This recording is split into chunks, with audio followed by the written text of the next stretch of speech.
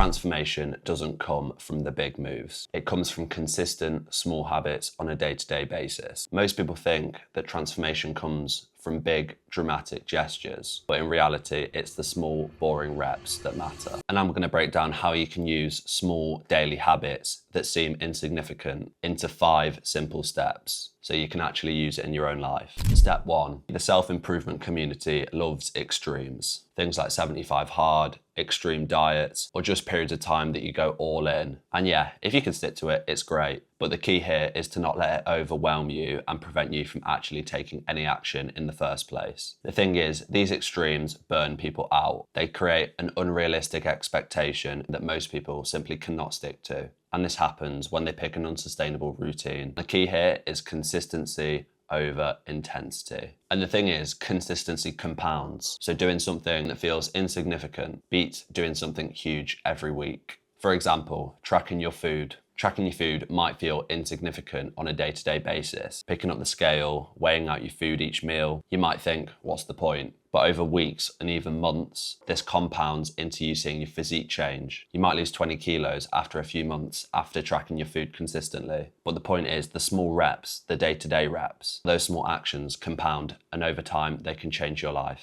Step number 2, breaking the big goal illusion. This comes back to people setting unrealistic expectations. People freeze aiming for a massive change. Oh, I need to overhaul my life. I need to lose 20 kilos. And this is a great example of some goals that make people overwhelmed, which leads to them never even starting. And this kind of emphasizes the importance of something called micro wins. Now, micro wins are small wins every single day that you think, again, are not very significant. Let's use the example of building small habits. You start with one, maybe integrate it into your daily life, and then you add another and another. Now, at the end of 3 weeks, you have 3 new habits that you've implemented into your daily life. And if these are the right habits, then it can make a massive change. Imagine you are writing a book.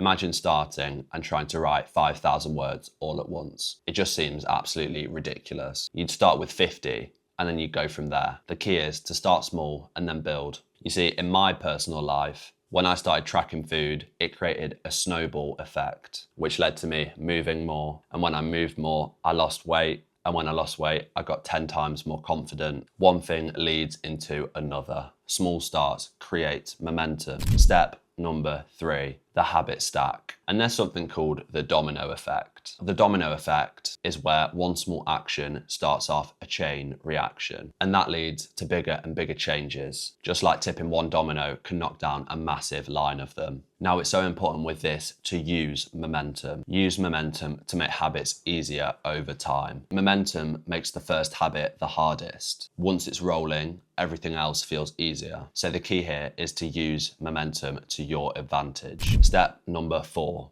pitfalls and how to overcome them. Now, there's one common trap that people seem to fall into. It's when they fall off track, maybe for a day, or maybe it's a week, and then they think that all their progress is gone. But this simply couldn't be further from the truth. Let's use an example of going to the gym. Building muscle takes months, even years. Missing one day or even 1 week, it will not erase your progress. You might gain a couple of kilos, but this is far from the end of the world. You have 2 options: to get back on track, to start tracking your food, to start a consistent training schedule again, or you could eat like shit, gain a load of weight, and feel like absolute shit. The choice is yours. When I have a bad day, maybe I eat a bit too much. I don't think to myself, that's my progress ruined, and then I'll go off the rails. That just sounds absolutely ridiculous to me. And don't forget that you've got to enjoy your life. Having a little bit of extra food or enjoying a big meal are not bad things, and they're the key to a sustainable routine. The key is to put the past in the past and focus on your actions that you can actually control and just start again as soon as possible. And this is the identity shift. You go from thinking that you track food to thinking, I am the kind of person that takes care of myself. Don't let one bad day ruin your progress. Remember that you need to put your feelings aside. Step number 5, the blueprint. This is what you can do